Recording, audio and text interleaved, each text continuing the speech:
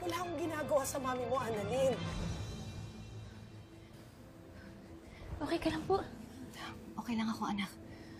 Totoo yung sinabi ni Moira, wala talaga siyang ginawa sa akin. Sa katunayan nga, niligtas siya yung buhay ko eh. Oo, Dok, nagsasabi siya ng totoo. Oo, Dok. In fairness sa'yo, Moira, ha? Bago ka na talaga. Ay, Annalyn, naintindihan ko kung hindi ka naniniwala sa akin. Pero ginagawa ko naman ang lahat ng paraan para magbago na ako. Lynette, patawad ulit.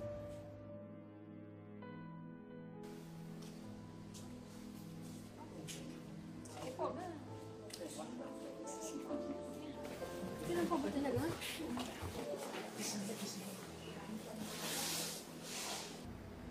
Nay, ano pong tingin niyo dun kay Ma'am Moira? Naniniwala ka ba sa kanya? Lahat naman ng tao pwede magbago. Pero hindi pa rin ako convinced. Feeling ko nga sinadya lang niya yun para mas maniwala ako na talagang nagbago na siya. Pakiramdam ko nga binayaran niya yung lalaki. Pero, Tita Lynette, kasamahan po kasi namin yung nakabagsak po sa inyo eh. Opo, tite. So, imposibleng mabayaran siya ni Ma'am Moira. Hindi po kaya talagang nagbago na po siya? Oo nga po, tita. Baka naman talagang nagbago na si Ma'am Moira.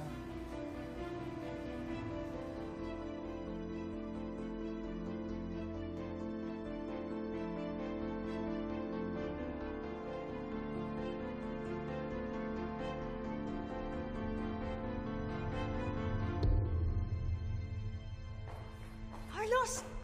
Ano ba? Aray! Carlos! I can show myself out. Pinagsabihan na kita. Tapos lalaitin mo pa yung asawa ko. Iniinsulto ko ng dalawang yun eh. You know, Carlos, it wasn't my intention to be here. Okay? I think yung universe na, yung gumagawa ng paraan para magkita tayo. Bakit dito mo sila dinala? Ang dami hospital. They insisted we come here. Hindi ko naman kilala yung dalawang yun eh. Nakabanggaan ko lang sila kanina nung shopping ako. Shopping? Doon mo nilista yung pera bili ko sa'yo? Akala ko ba pambayad mo ng utang? So what? It's my money already. Pwes, hindi ka na makakahingi sa akin pag naubos yun. Hindi ka na makakaulit. Fine. Pag naubos yung binigay mo sa akin, kay Lynette ako hingi.